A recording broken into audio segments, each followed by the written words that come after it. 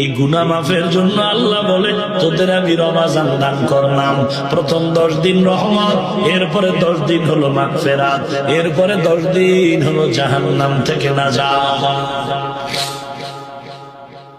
আমি আল্লাহ গুনাহ মাফ করার জন্য রমাজান দিলাম, লাইলাতুল বারাত দিলাম, লাইলাতুল কদর দিলাম, এমন এক রাত্র 1000 মাসের থেকেও দামি।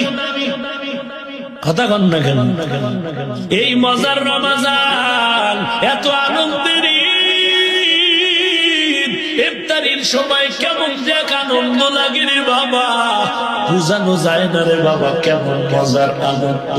সবাই যখন ইফতারি নিয়ে বসে যায়, মসজিদেও আনন্দ, মুসল্লিরা ইফতারি খায়, সবাই মুসলমান এক যায়, ঘরের মধ্যে ছেলে মেয়ে বিবি নিয়ে ইফতারি করি, কি মজার আনন্দ।